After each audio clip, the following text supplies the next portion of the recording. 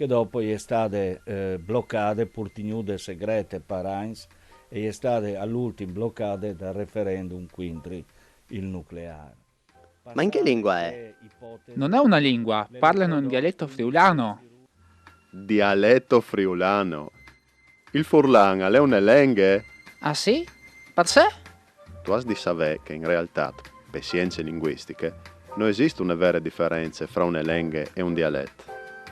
Per cui che al studiare le diverse espressioni linguistiche, non esiste una gerarchia fra di loro.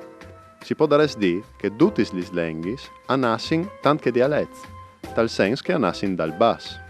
Per esempio, l'italiano è nasciuto sulla fonte dei dialetti toscani, che sono figli dal latino volgare, vengastai dal latino favelato dal popolo in ete antiche.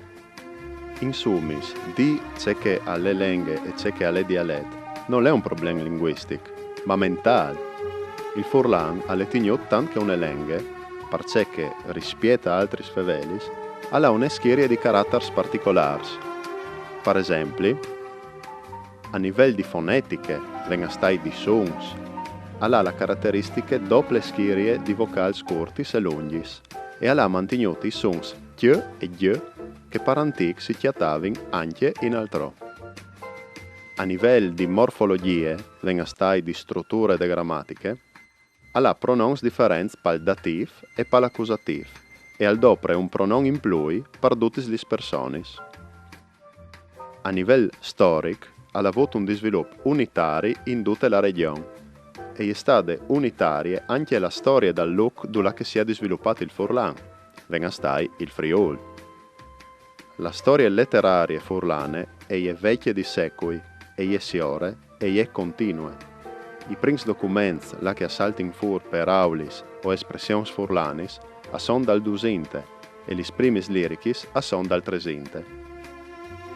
Il furlan ha tanti varianti che i furlanofoni sa capiscono senza fatture, ma al fa riferimento a una coinè, vengastai a una variante unica, che è che ho dopring in questi filmas.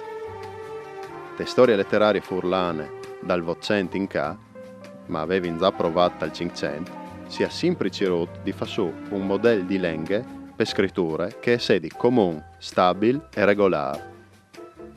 Un punto c'è tanto importante è la coscienza un'evore forte di che ha fevel in furlan, di fevelà una lingua che è diversa di che sdonge. Perché il ti chiali in stramp se tu dici che il furlan è un dialetto?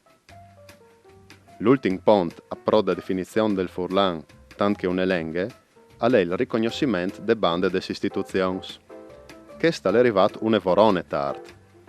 Il Stato, con la legge numero 482 del 1999, ha definito l'Enghis, il Furlan e altri 11 fevelis che si chiamano dal Stato italiano. Capito tutto?